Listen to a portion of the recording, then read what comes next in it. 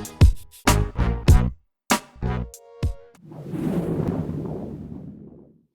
everyone, it's Michelle Lightworker here and welcome to our Everyday Lightworker tip of the week. We are focusing on addictions today. How can we use the 12 principles to recover from addictions? Well, let's go through the 12 and we'll show you how. So with honesty, we really need to get out of denial about our addiction. We can't heal what we don't admit to ourselves. So we need to admit it. If it's an issue, if it's affecting other areas of our lives, if our lives are feeling unmanageable in one or more areas, then usually it's an addiction. If we've tried to stop it in the past and just haven't been able to, or even moderate it, it's usually an addiction or a habit that could easily develop into an addiction. So get honest. With our open-mindedness principle, it's about being open to spiritual support. Usually our astral body or our emotional body is the part of us that acts out and wants the addiction. So it's about helping and calling on our higher support system to help us to invoke our higher self so that we're much more supported. With our willingness, it's about being actually at that point we say, you know what, I want to let it go, I want to quit. And really, it's about admitting that to ourselves that we can turn everything over to our higher power or higher source, because usually addictions are a living problem. They're not actually just a habit. They're about turning to something to cope, or to numb our feelings. So it's about being willing to become not so attached to outcomes, and that with that helps us to spiritualize our will. So willingness is a really important principle. With forgiveness, it's about making amends to ourselves for our behavior towards ourselves, because addictions are actually abandoning ourselves and self-harming ourselves. So it is about being willing to forgive ourselves to stop that behavior. And of course we can, forgive ourselves for hurting other people as well.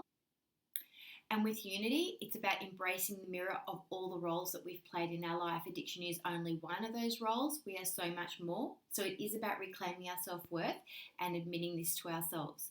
With discipline, it's about being clear of our bottom lines. It's about sharing those with a supportive person and our higher support system, our spiritual team, having a network of people that we can be transparent around, knowing our relapse indicators, staying out of grey areas, and making sure that we have them written down somewhere so that we know what they are, they're clear and defined.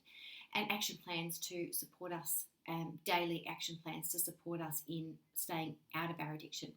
With faith, it's about ensuring that we're putting 100% trust in spirit to help us every single step of the way with our addiction recovery and evolving into a more solid connection with our higher self, not just about letting go of stuff, but it's also about invoking our higher self as well to support our lower vibrational qualities of our astral body. They do need support, they are needy, they are emotional, and they do need support.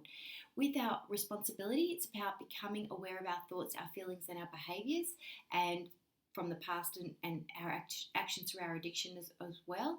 And it's about owning and expressing our reality moderately. So it's about making sure that we have an awareness and a self-awareness on that. With our love, it's about making the decisions of everyday life for our recovery from a place of love, not from a place of fear, and not from a place of self-hate.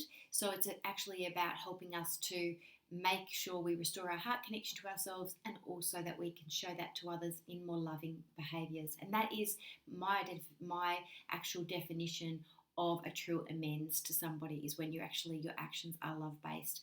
And like I say, sorry only gets sorrier. So if you say sorry to someone and you make an amends, but you continue the same behaviour, it's actually not an apology at all.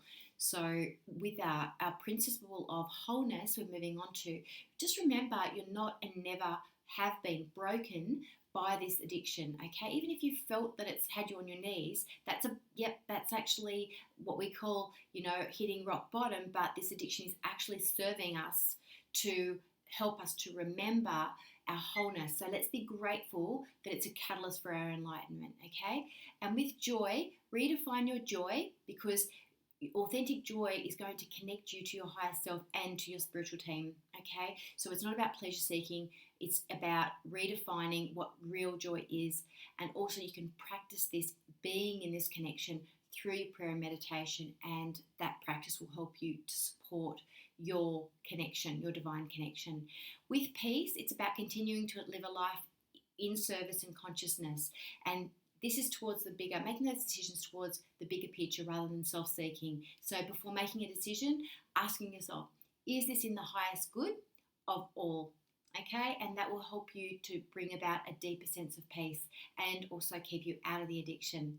All right, enjoy practicing the principles towards the addiction recovery side of things, guys. We all have them, so blessings to you.